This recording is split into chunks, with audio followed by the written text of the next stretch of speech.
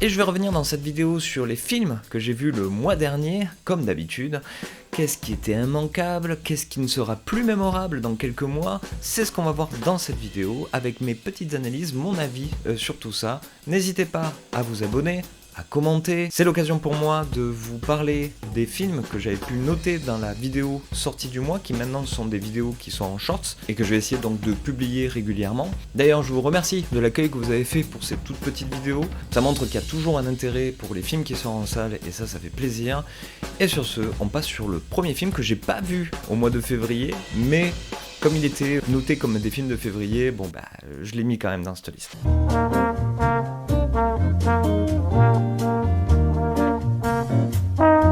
Et je vais donc vous parler de Marty Supreme de Josh Safdie, film qui a été beaucoup promotionné, qu'on a entendu parler vraiment sur tous les plateaux de télé. Timothée Chalamet, il a fait vraiment le tour de toutes les crémières et crèmeries, plutôt de crèmeries que de crémières d'ailleurs. C'est donc un film que j'ai vu tout début mars, mais que je compte comme mois de février, tellement ça a été un boucan sans pareil et qu'il va y avoir les Oscars qui vont peut-être célébrer la performance de Timothée Chalamet dans ce film. Michael B. Jordan.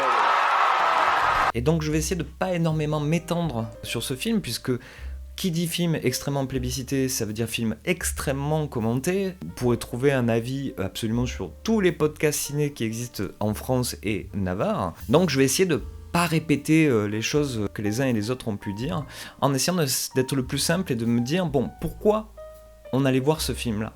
Moi, c'était par rapport, bien évidemment, au Safdie, et là, c'est un des deux frères.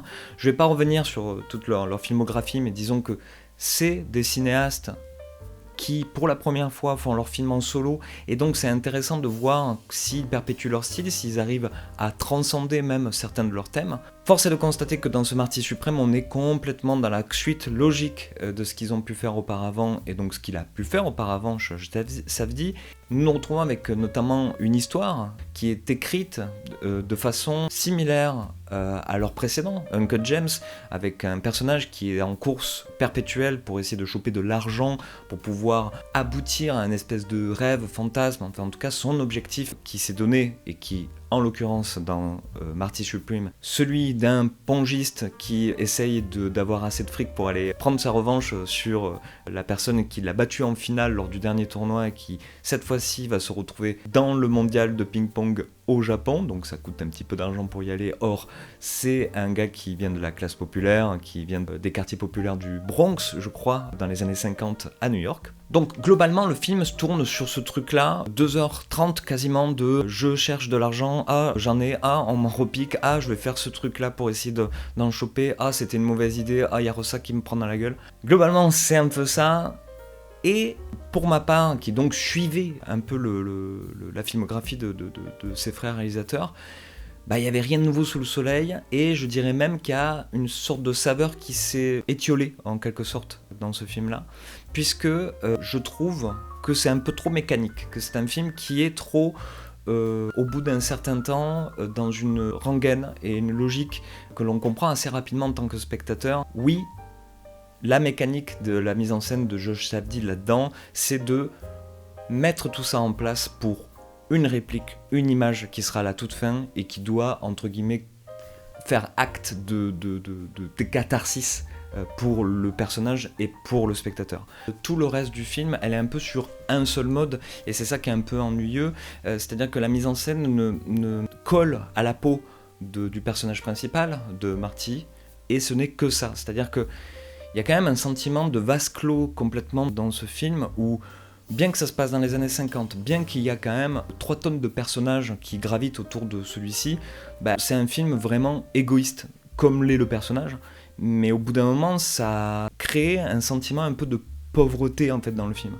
Alors que on voit très bien qu'il y a un travail qui est fait sur les costumes, sur les décors, que tous les acteurs sont au diapason, mais pourtant, c'est filmé sans mise à distance en quelque sorte. C'est-à-dire que tout le long du film, j'ai pensé, je trouve que le film d'ailleurs est hanté par le cinéma des frères Cohen.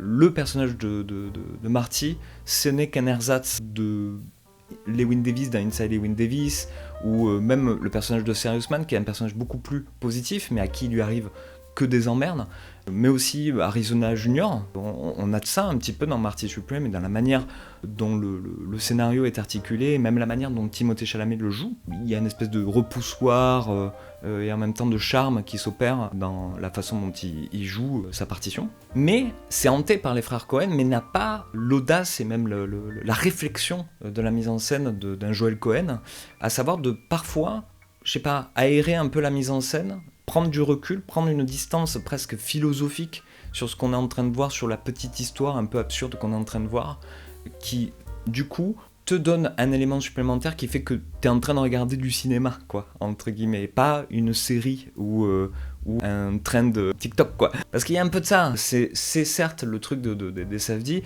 mais l'accumulation des péripéties plus ou moins absurdes, plus ou moins tangibles, là, comme je l'ai dit tout à l'heure, il y a comme un... Comment dire, ça lève le pied, ça fait attention, c'est pas trop. Et c'est ce que je regrette, parce qu'il y a plusieurs moments dans le film qui permettaient éventuellement de partir vraiment en couille, mais totale. Vraiment. Et pourtant le film ne le fait pas vraiment, ou alors le fait de manière un peu polie. Et ça, c'est les limites finalement du système Safdie, et malheureusement, c'est un film qui, je pense, j'oublierai rapidement, si ce n'est une ambiance générale, quoi. Mais ça reste quand même un très bon moment passé quand même devant ce film, que je recommande malgré tout. Il y a quand même un travail qui est fait sur le scénario, c'est toujours le même scénariste d'ailleurs, qui est petit à petit en fait l'élément de ce cinéma-là qui est le plus intéressant. J'ai pas son nom, vous le trouverez. Parce qu'il y a dedans même la thématique du mensonge, du faux, qui était déjà un peu en ordre dans Uncut James. Et d'ailleurs, pour ceux qui ont vu Uncut James, j'ai ma petite théorie par rapport à Marty Supreme, c'est est-ce que ça serait pas l'origin story du personnage principal d'Uncut James joué par Adam Sandler? Est-ce qu'en fait Marty n'est pas le papa, tout simplement, du personnage d'Adam Sandler? Petite théorie comme ça. Donc voilà, il a été commenté de toutes parts, il y a des gens qui ont beaucoup aimé, qui commentent très bien la chose pour dire à quel point c'est génial. C'est vrai que c'est un bon film américain bien foutu, mais bon, j'en attendais un peu plus pour ma part. Voilà.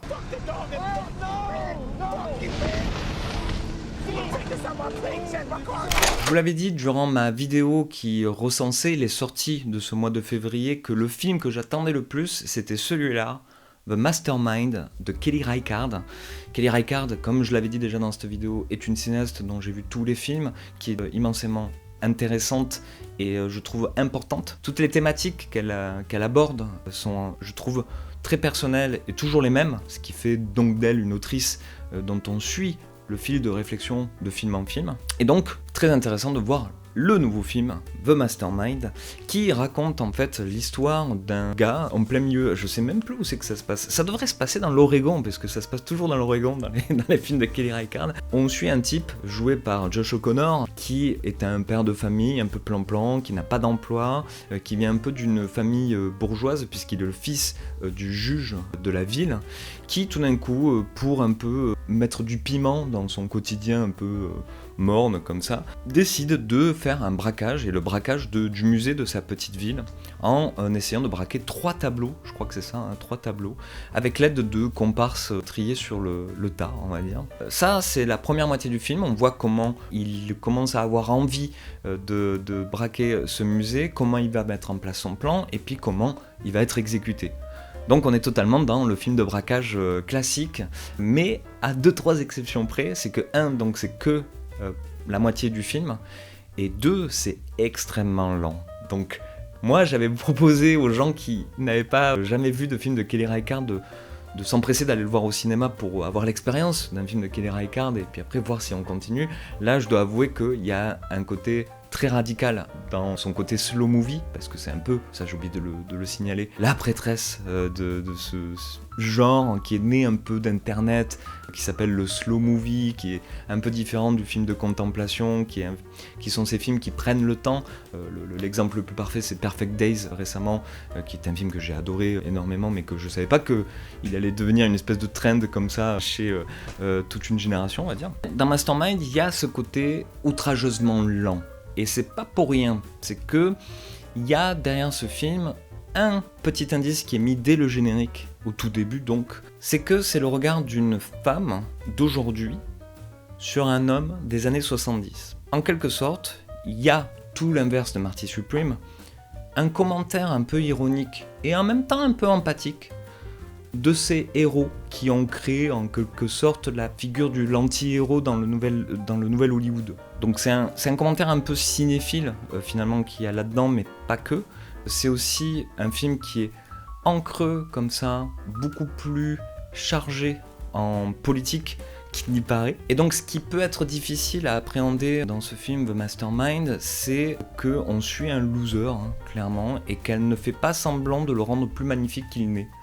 Bien que ça soit Josh O'Connor, bien qu'il y ait un air un peu cool dans l'image, dans la musique et tout ça, le mec est un peu misérable. Et comparé à, encore une fois, Marty Supreme, qui est sorti le même mois, il n'y a pas une glorification de ça. Loin de là. Elle fait un peu le même trajet qu'elle faisait dans son film précédent qui était Showing Up avec ce personnage de Michelle Williams qui est complètement antipathique aussi. C'est qu'est-ce qu'on fait de ces gens-là ? Qu'est-ce qu'on fait de ces histoires-là ? Parce que ce sont des histoires qui terminent dans des impasses complètes. Et c'est encore le cas là dans The Mastermind, qui est en quelque sorte aussi peut-être la première comédie de Kelly Reichardt. Il y a un côté très drôle dans les événements qui se passent dans ce film-là, qui font penser à It's Llewyn Davis aussi. Comme quoi, ce film plane un peu dans ce mois de février 2026, bizarrement. Et notamment dans ce fait que le personnage se complaît de sa lousitude, en quelque sorte. C'est-à-dire que, comme si c'était une fin en soi pour l'homme, depuis les années 70, de prendre aussi le pouvoir parce qu'il est plus loser que les autres, il a un fatum horrible. C'est un peu ça qu'il y a dans It's Llewyn Davis, et à la manière aussi de ce film des frères Coen, il y a un travail qui est fait sur l'absence des femmes dans ces récits-là. Dans le film des frères Coen, c'était le personnage de Carey Mulligan qui en mettait plein la gueule de manière très réaliste, très ferme de ce qui se passe en ce moment et qu'est-ce qu'il faut faire. Et chose que ne fait pas le personnage finalement tout le long du film, alors que bon, il faudrait juste à un moment arrêter d'être un petit garçon.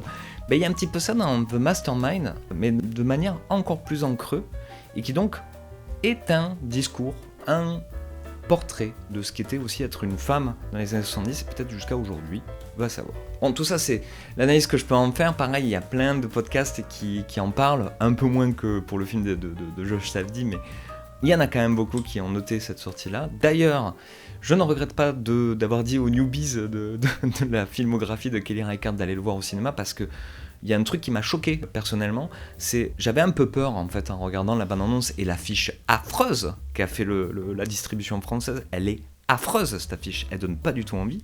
J'avais un peu peur de ce côté un peu laiteux de la photographie, elle avait l'air un peu, je sais pas, ça avait l'air un peu... Ça me plaisait pas, voilà, ça me plaisait pas. Eh bien, figurez-vous que le regarder sur un écran de cinéma dans une salle obscure, là, j'ai pris une petite claque. C'est-à-dire la photo du film est magnifique et complètement aux antipodes de tout ce qu'il peut y avoir actuellement sur les écrans. Il y a vraiment une marque, il y a vraiment une personnalité dans ce truc-là.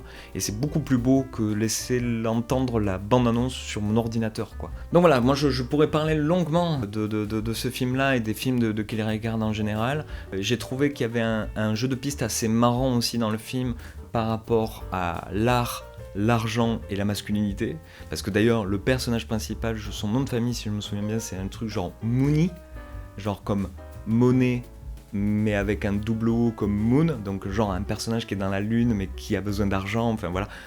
Tout est extrêmement bien crafté dans ce film, à l'économie, chaque plan compte, chaque réplique compte, et c'est tout ce que j'aime dans le cinéma de Kelly Reichardt. Et je dirais même plus, ce que j'aime, c'est que même si sur le moment on se dit mais qu'est-ce que je viens de voir, et bien 2-3 semaines, mois, années après, on y repense et on se dit ah putain, tu te rappelles de ce film, il y avait ça qui se passait, je viens de capter pourquoi. Voilà. Moi c'est du cinéma que j'aime beaucoup, qui est peut-être un peu compliqué à appréhender comme ça, mais j'en suis sûr qu'il y a un film de Kelly Reichardt que vous verrez un jour et vous vous direz ah j'adore.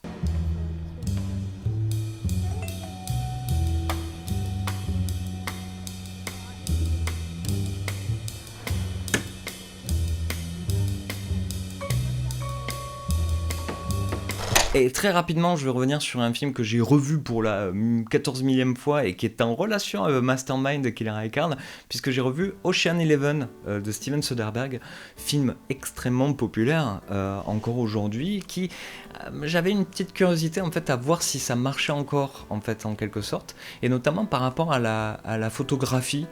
Notamment, un des points c'était ça, parce que j'avais un souvenir que la photographie était quand même assez années 2000, quoi, qui était très...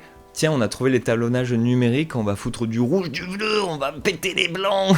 Eh bien, en fait, ça vieillit plutôt pas mal. Il y a certes des choses qui sont un peu osées, on va dire, en termes de colorimétrie, mais de ce côté-là, ça a bien passé les âges, et je dirais plus, c'est que c'est un classique, c'est incroyable la mise en scène de Steven Soderbergh. C'était déjà à l'époque retenu cette chose-là, mais c'est quand même un classique incroyable, hein, la manière dont les choses sont découpées, comment c'est mis en scène musicalement. D'ailleurs, la musique a une très grande importance dans le film, mais c'est pas la musique qui fait le film, c'est vraiment l'amalgame de tout ça qui fait qu'on regarde un film de 2 heures qui est une espèce de longues chansons jazz qui va aller jusqu'à son aboutissement en fanfare, quoi. Et donc c'est marrant de le mettre en relation avec l'approche de Kelly Reichardt du film de braquage, qui est à l'inverse total, puisqu'il n'y a aucun rythme dans The Mastermind. Ça montre un peu aussi la vanité un peu de ce geste-là, qui n'a rien de si glorieux que ça, bien que dans Ocean Eleven, il est question de braquage de casinos, 3 casinos à la fois. J'avais un peu peur aussi de la manière dont les personnages étaient craftés, comment ils interagissaient entre eux. On a toujours un peu peur du cancel après coup. Mais il s'avère que non, c'est plutôt bonne enfance. On n'est pas loin du plaisir coupable d'ailleurs de rigoler devant certaines vannes de ce film. Bref, je vais pas m'étendre plus. Si vous avez jamais vu Ocean Eleven, il faut absolument le voir. C'est un gros kiff de film hollywoodien avec plein de stars partout. Ça, c'est un rythme de fou, c'est trop bien. On sort avec la banane et c'est tout ce qu'on veut avec le cinéma de cet acabit-là.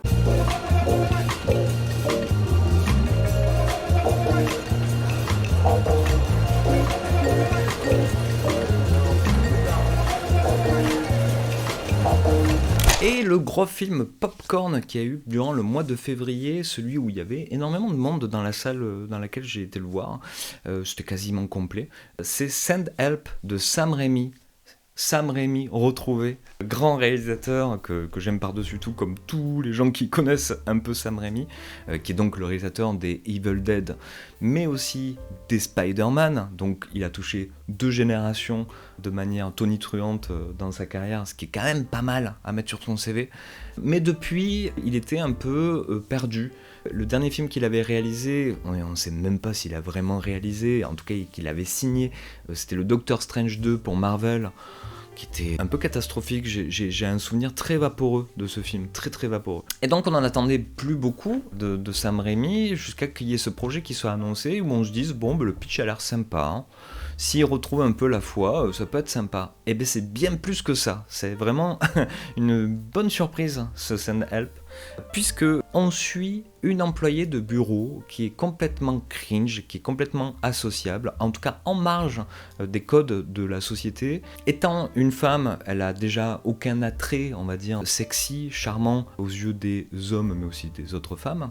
Elle est aussi un tout petit peu à côté de la plaque en termes de communication avec les autres êtres, puisque elle ne comprend pas les sous-entendus et les choses comme ça. Bref, on est avec un personnage très Peter Parker, très le personnage de Darkman aussi, que adore en fait Sam Raimi dépeindre, et qui voit donc un jour débarquer le nouveau patron de l'entreprise dans laquelle elle travaille, et qui lui avait promis une promotion, sauf que ce gars-là, il lui dit non, j'ai rien à foutre de toi. Parce qu'il y a des gens plus cool que toi pour aller à cette place-là. Sauf que par malchance, ils se retrouvent à aller dans un endroit tous les deux via un avion pour traiter un dossier sur lequel elle était déjà dessus. Sauf que cet avion se crache et les 2 seuls survivants sont ce patron et cet employé mis à l'écart sur une île déserte où il n'y a rien à l'horizon. Il n'y a rien sur cette île déserte, d'où son nom. Et c'est ainsi qu'on va découvrir les vraies qualités de ce personnage féminin, qui est celle d'une pro de la survie, puisque dans ses côtés cringe de sa personnalité, il y a notamment une fascination pour koh qui l'a amené à apprendre tout plein de méthodes de survie et s'être préparé même mentalement à ce genre de conditions, là où le patron, pas du tout. Et donc on va suivre leur dynamique sur cette île, comment ils vont se faire un jeu de chat et de souris au bout d'un certain temps. Bref, gros kiff, gros scénario un petit peu à l'ancienne, qui peut-être va laisser 2-3 personnes un peu cyniques devant en disant tu vois c'est un truc un peu comme d'hab et tout, alors qu'en fait c'est un vraiment kiff de film d'aventure, de screwball comédie en quelque sorte, avec cette histoire qu'au bout d'un certain temps il y a aussi un jeu de drague qui se fait un petit peu entre les deux, qui va pas aller du tout à l'endroit où ça va habituellement, puisque moi la grosse surprise que j'ai eue en tout cas devant ce film là, c'est qu'il est beaucoup plus corrosif qu'il n'y paraît, mais genre beaucoup plus. Il y a beaucoup de moments, de petites piques dans ce film qui sont mais détonnants pour ce genre de produit. Parce que Send Help est quand même marketé comme un film un peu d'horreur, un peu adulte, à destination quand même du grand public. Or, il y a quand même 2-3 moments où on retrouve notre Sam Raimi qui casse complètement les attentes, et de manière burlesque à foison. Mais l'autre chose qui est aussi très corrosive dans cette histoire-là et dans la manière dont Sam Raimi le met en scène, c'est qu'il y a un jeu continuel, mais genre jusqu'à la toute fin, de balancier pour le public, d'empathie et de dégoût pour l'un et l'autre personnage. C'est jamais clair qu'il y a des gentils et des méchants. C'est jamais clair les agissements des personnages, s'ils sont moraux, éthiques ou pas. Ce qui fait que du coup ça laisse en éveil mon intérêt et l'intérêt du spectateur en général jusqu'à la toute fin où ça reste un film qui est fascinant et avec une espèce de plaisir un peu pervers de jamais savoir si t'es du côté ou pas de la meuf ou du mec. Voilà. Et ça, dans le cinéma actuel 2026, c'est méga rare. C'est-à-dire que c'est une leçon du cinéma à la Hitchcock, que Sam Raimi est un des enfants fous furieux, complètement dégénérés. Donc de créer ce trouble aussi moral devant un film, qui a eu son apogée dans la carrière d'Hitchcock au moment de Psychose, hein, ça c'est clair et net, et qui là, Sam Raimi ravive, l'air de rien, petit à petit, touche par touche, et qu'à la toute fin, il y a peut-être potentiellement un côté cynique, mais dans le bon sens du terme. Parce qu'il arrive à faire ça avec dedans une espèce de facture presque parfois qui vient de l'âge d'or. J'ai beaucoup pensé à de l'âge d'or hollywoodien. J'ai beaucoup pensé donc au screwball comedy. J'ai beaucoup pensé donc à un duo qui serait Cary Grant et Katharine Hepburn, parce qu'on pense aussi un peu à Africa Queen dedans avec ce personnage féminin fort. Donc pour un cinéphile, on voit tout à fait dans quoi Sam Raimi s'inscrit, et il le mélange à la fois avec un côté comics américain dégénéré, gore, et totalement fun à voir. Ça se ressent aussi dans le côté carton-pâte de certains décors, mélangés à des décors qui sont beaucoup plus réalistes. Bref, il y a un travail qui a été fait dans ce film qui est beaucoup plus fort que je ne le pensais. Le film est anticonformiste beaucoup plus que je ne le pensais aussi. Et tout ça, balancé dans une promotion qui dit c'est tout public. Franchement, ça faisait longtemps que j'avais pas vu un film comme ça, qui m'a surpris comme ça, et en même temps auquel j'ai pris un pied monumental, quoi.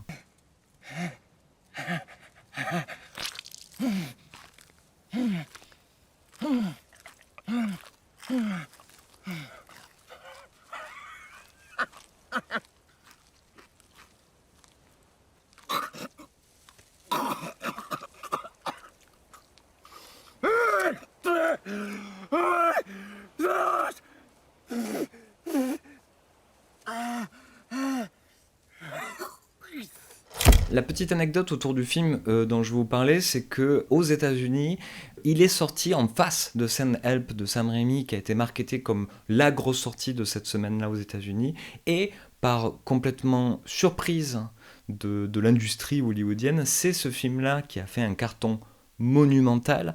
C'est Iron Lung de Markiplier, qui dans son vrai nom s'appelle Mark Fischbach, ou Fischbach, je sais pas trop comment on le dit, qui est un film un peu particulier, vous en avez sûrement déjà entendu parler, mais surtout sur cette plateforme, mais je vais y revenir quand même un tout petit peu, c'est que c'est un film de youtubeur. Markiplier est l'équivalent, entre guillemets, pour ceux qui ne connaîtraient pas du tout, l'équivalent d'un Squeezie ou d'un Cyprien, plutôt d'un Squeezie, puisque son fond de commerce depuis des années sur YouTube, c'est de faire du let's play de jeux vidéo, et particulièrement de jeux vidéo d'horreur, sur lequel il réagissait, et notamment avec des réactions qui sont devenues iconiques pour la plateforme. Moi je suivais Markiplier à une certaine époque, notamment dans ses vidéos Essaye de ne pas rire, il était dans les premiers à faire ça, et j'ai toujours aimé un peu la personnalité qu'il avait, même si c'est pas du tout mon truc quotidien que je regarde, je suis fasciné par ces genres de youtubeurs. Et j'étais complètement étonné de voir qu'il faisait un film, je n'avais pas noté qu'il y avait une envie de cinéma chez cette personnalité-là, et c'est pas si étonnant puisque Iron Lung est tout simplement l'adaptation d'un jeu indépendant sur lequel il a apparemment surkiffé son expérience et qui s'est dit « je vais en faire un film ». Donc, Iron Lung raconte l'histoire dans le futur, dans une espèce de dystopie, d'une base à l'extérieur, dans l'univers, qui envoie à droite et à gauche des gens sur des planètes différentes parce que l'humanité se meurt. Je crois que c'est ça, hein, j'ai bien compris. Et une de ces planètes, on y envoie des sous-marins qui vont dans un océan de sang pour aller retrouver des matériaux, des matières premières importantes à la survie de l'humanité. Or, pendant une expédition, la personne qui conduit ce sous-marin va découvrir bien plus que cela. Petite précision aussi, ça c'est le côté un peu New York 97 du concept, c'est que celui qui fait l'expédition dans le sous-marin est un prisonnier. Donc il joue sa peine de prison dans le fait de choper ou pas ses matières premières. Donc un pitch très jeu vidéo, je ne le connaissais pas avant de voir le film parce que pour ce qui est de l'exploitation en France de Iron Lung, ça s'est fait par un coup de pression des fans, je crois, qui fait qu'il est sorti un peu du jour au lendemain dans des soirées spéciales, et c'est comme ça que je l'ai vu, en n'ayant aucune info, j'ai pas voulu trop voir la bande-annonce et tout, et ça a été une expérience assez bizarroïde, je tiens à dire. Parce que, ouais, il y a un truc dans ce film, il y a une âme, comme diraient des critiques sans inspiration, mais là il y a vraiment un truc où on assiste à un gars qui a fait un fan-film, clairement, et qu'il a fait tellement du fond de son cœur qu'il y a quand même 2-3 moments qui sont quand même assez mémorables, notamment la fin, hein, qui est complètement dantesque, mais pas que, c'est-à-dire que tout le début, je me suis dit « waouh, c'est osé ». C'est-à-dire, il y a un personnage, les plans ils sont méga rapprochés, ça fait des entrecuts sur les tuyaux qui suintent, l'aspect sonore et tout ça. Je me suis dit, waouh, mais quel culot d'entamer un film avec autant de choses comme ça qui sont de l'ordre de la sensation plus que de la narration, quoi. Mais le film continuant, en fait c'est presque peut-être de la sérendipité cette chose-là, c'est-à-dire que c'est peut-être un hasard heureux, voilà. Je pense que le gars est parti avec son idée et que ça, c'est sans se poser de questions, et il en ressort des choses un peu belles mais pas très réfléchies, hein, puisque je crois que j'ai aimé le début, j'ai aimé la fin, mais tout le milieu, c'est-à-dire à peu près 1h30 de film, hein, le film dure 2 heures, c'était comme regarder un gars faire un escape game, quoi, mais genre un gars tout seul et que toi tu le regardes de loin, tu fais mais je m'en fous du stress que t'as de trouver la photo de machin, c'était trop bizarre comme sensation, comme expérience. En tout cas, ça a le mérite d'exister, c'est une sorte de fan-film de luxe. Vraiment, pour tous ceux qui ont adoré ce jeu-là, je pense que c'est inespéré d'avoir un truc comme ça. Pour les autres comme moi, on va dire que c'est un film de festival avec 2-3 idées intéressantes graphiquement, mais quand même, on est loin de quelque chose qui est quand même, digérable. C'est-à-dire que c'était bien lourd comme film. C'était même j'étais un peu énervé, hein, en sortant de la scène en me disant « oh là là ». Mais j'étais beaucoup moins énervé en sachant tout ce que je vous ai dit, que c'est un truc d'un youtubeur et que le truc que j'ai pas spécifié, c'est entièrement produit par lui. C'est-à-dire qu'il n'y a aucune ingérence de qui que ce soit. Et ça par contre, c'est la valeur très particulière qu'a ce film, c'est que c'est un film plus qu'indépendant, et ça montre que c'est possible, qu'il y a une possibilité de ça dans l'industrie actuellement, et que ça fait un peu peur, je pense, aux grosses majors, puisque le film a fait un carton aux États-Unis. Donc voilà, Iron Lung, drôle d'expérience, surtout au cinéma, avec ses plans mais méga rapprochés sur les narines de Markiplier. C'était un délire quand même. I see that question in your eyes. For what purpose do we remain alone in the dark?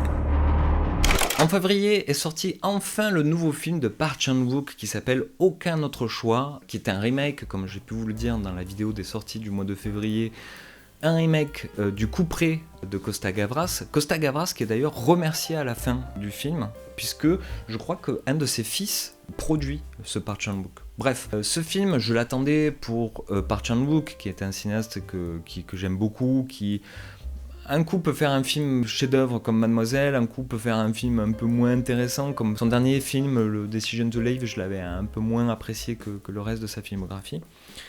Donc je n'attendais pas grand-chose en vérité de cet Aucun autre choix, je m'attendais même un petit peu à m'emmerder devant.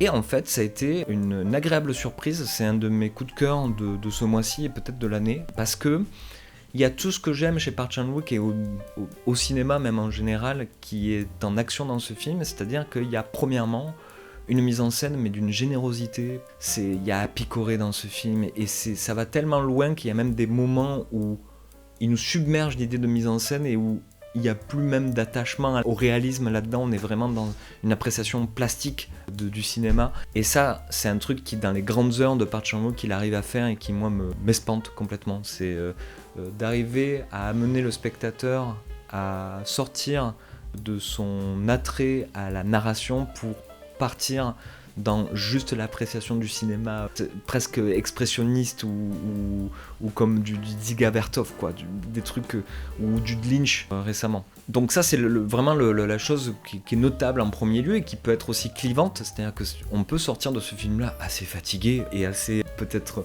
plombé par autant d'idées à la suite, puisque, j'ai oublié de vous le pitcher, l'histoire de Aucun autre choix est une sorte de film noir réfléchi par rapport à l'époque actuelle, donc par rapport au couperet qui se passait au début des années 2000, ça n'a pas beaucoup changé depuis, puisque c'est l'histoire d'un employé modèle, en quelque sorte, d'une société de papier, c'est ça, je ne savais pas si c'était ça dans le film original, qui se fait virer du jour au lendemain après une restructuration d'entreprise parce qu'il y a des nouveaux actionnaires américains qui ont pris la tête de l'entreprise. Et en se retrouvant au chômage comme ça, il commence à se poser la question de comment retrouver une place suffisante, notamment en termes salarial, pour convenir à son petit confort bourgeois qu'il a acquis au fur et à mesure des années. Et donc il décide de mentir sur une offre d'emploi similaire à son profil pour attirer les gens qui seraient potentiellement meilleurs que lui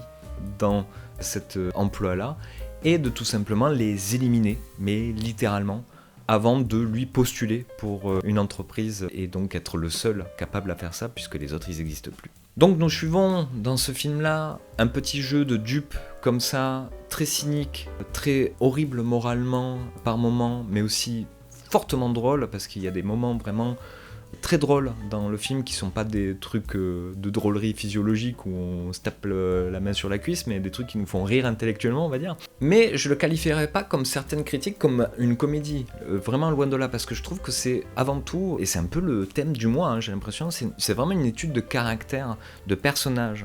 C'est un petit à petit le film, et ça c'est un des gros plaisirs de Aucun autre choix, c'est qu'on démarre le film en se disant mais qu'est-ce que c'est que ce truc quoi, tu vois la famille, il dirait une pub Kinder le truc, mais il dirait qu'il fait ça de manière premier degré par Chan-wook et tu fais oh là là, il a basculé le gars. Alors qu'en fait le gros plaisir qu'il y a au fur et à mesure du film, c'est qu'il va mettre petit à petit des éléments qui vont expliquer le caractère, sa psychologie, et aussi l'importance des seconds rôles, et il fait ça pour chacun des personnages. C'est-à-dire que là où ça devient encore plus intéressant, c'est qu'il fait ça avec les victimes, et donc du coup on commence à avoir de l'empathie pour eux, à comprendre pourquoi ils sont ces personnages-là, pourquoi ils agissent de cette façon, et c'est, moi je trouve, en tout cas, d'une perfection, d'une folie aussi de décrire ça, d'une radicalité en quelque sorte, qui moi m'a beaucoup enthousiasmé jusqu'à la toute fin du film, puisqu'il va vraiment faire un truc que ne font pas ce genre de film qui est sous le ton cynique, c'est d'aller voir toutes les facettes et quand même continuer son récit qui est amoral. C'est-à-dire qu'il y a un truc qui est comme dans Mademoiselle, qui était un truc qui fait fonctionner pour moi le récit beaucoup plus fortement que simplement les péripéties qu'il pourrait y avoir et les retournements de situation. C'est que il met en relation dans chacun de ces personnages aussi un aspect de l'épigénétique ou même de qu'est-ce que l'histoire du pays en lui-même a produit à l'intérieur de ces personnages-là et qui font qu'ils sont ce qu'ils sont au moment où on débarque dans le film, quoi. Moi je trouve ça abyssal et là ça marche à nouveau comme ça pouvait le marcher notamment dans Mademoiselle. Comme je vous l'ai dit, la mise en scène, la réalisation, le découpage, le montage sont aussi absolument géniaux. C'est rempli de symboles qui peuvent nous échapper par moments aussi, et je sais même pas s'il y aura une explication un jour, et là je retrouve le Park Chan-wook des débuts, j'ai repensé à Mr. Vengeance, Sympathy for Mr. Vengeance, qui est un de ses films les moins connus en quelque sorte, mais qui est aussi un de ses plus froids, cyniques et foutraques, et donc qui amène à une certaine poésie à des moments qui sont très très belles. La musique aussi m'a beaucoup fait peur au départ, puisqu'on se retrouve avec, je sais plus, c'est un truc de Mozart, c'est un concerto très très connu qui a fait des pubs pour chocolat et tout ça. On l'a au tout début, et c'est génial le jeu qu'il fait aussi avec la musique dans ce film, puisqu'il y a tout un intérêt dans le pourquoi ces musiques sont là. Et bon, vous verrez, voilà. Donc tout ça, dans toute cette démarche-là, je trouve que finalement, il y a un côté punk un peu caché derrière ce film, de punk désespéré, de nos futurs, hein, vraiment. Hein. Ça, c'est vraiment à la toute fin, d'ailleurs, les dernières images, elles te donnent un espèce de coup en disant « Ah ouais, je suis devant un film d'un auteur qui est vraiment en mode de nos futurs, quoi. » Vraiment. Donc voilà, j'ai aimé la minutie avec laquelle tous les aspects du film sont produits. J'aime ce film, je croyais pas à ce point-là. Ça reste quand même quelque chose d'un peu lourd, d'un peu sud-coréen, on va dire, mais ça me réconforte sur le fait que Park Chan-wook n'est pas perdu, n'a ni pris non plus une sorte de grosse tête et qu'il a encore des choses à dire dans son cinéma, que l'on aime ou pas. Il tente des trucs et c'est assez précieux, c'est assez précieux.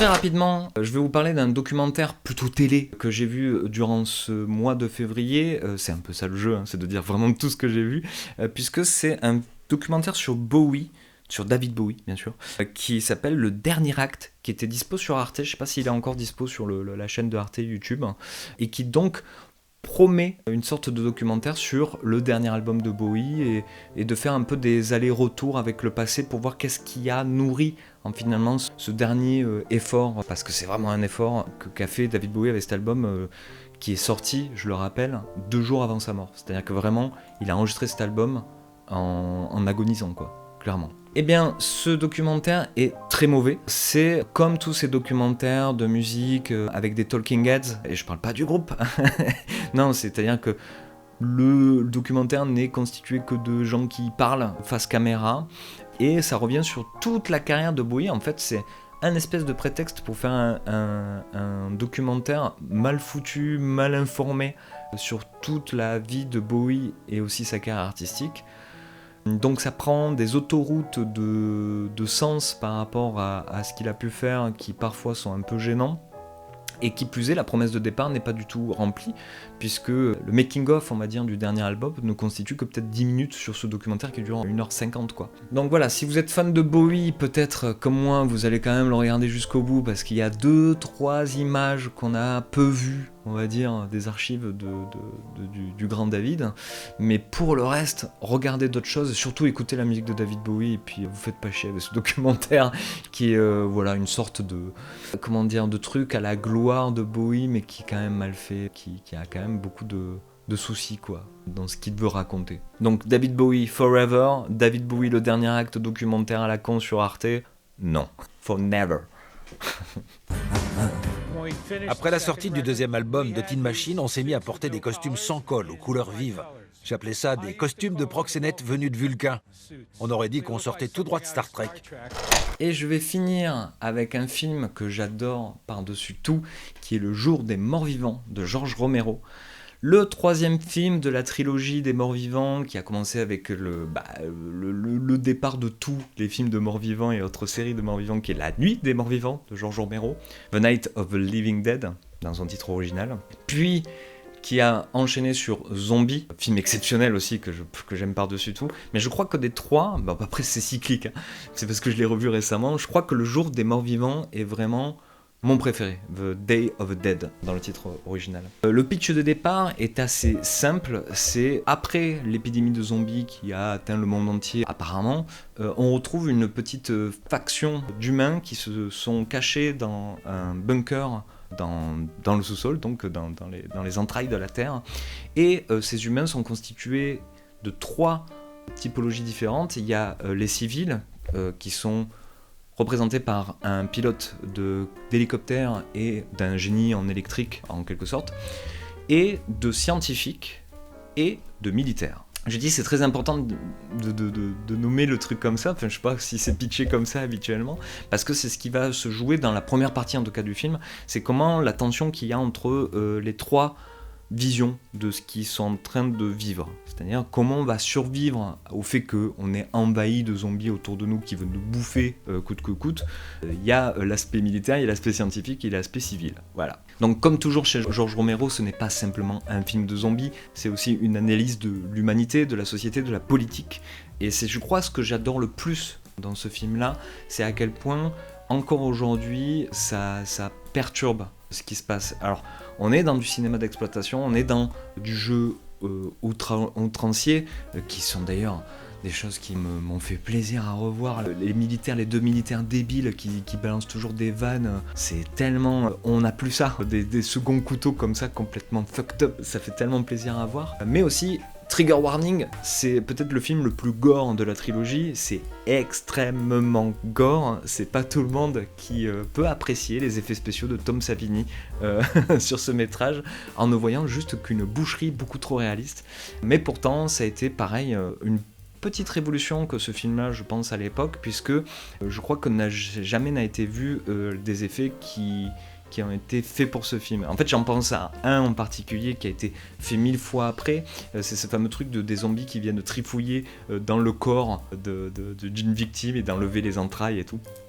Ça a été répété 1000 fois après, entre Branded ou Shaun of the Dead, etc. Ajouter à ça la musique que j'adore aussi de ce film, en fait, toute l'ambiance qu'il y a autour de ce film, moi, me replonge dans ce que j'aimais dans le cinéma de genre, et particulièrement avec les zombies, qui s'est un peu arrêté pour ma part, je fais un peu un truc perso, au moment où il y a eu les Walking Dead, j'en parle des fois en privé à qui veut bien l'entendre, que du moment que il y a eu Walking Dead qui est sorti, que j'ai vu le premier épisode, j'ai dit ah putain ça y est c'est foutu.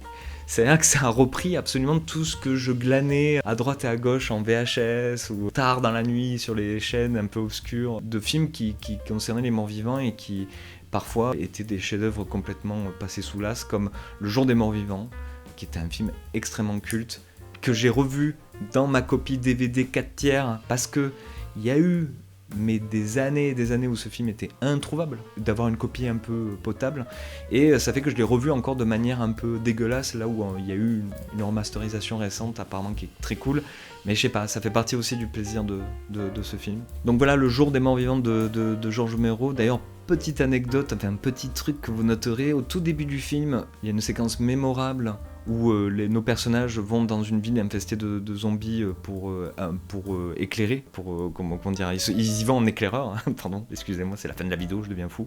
Et il y a ce personnage qui fait que crier « Hello, hello !» Et j'étais là, mais ça me dit quelque chose, mais pas en termes de image ou quoi, mais le son, la rythmique, la musicalité du truc, ça a été complètement samplé sur l'album de Gorillaz, le premier album. Voilà, vous retrouverez le morceau, c'est totalement un sample de Day of the Dead, et c'est aussi la musique de Day of the Dead qui a été samplée pour ce morceau-là. Voilà, bon, c'est cool, mais bon.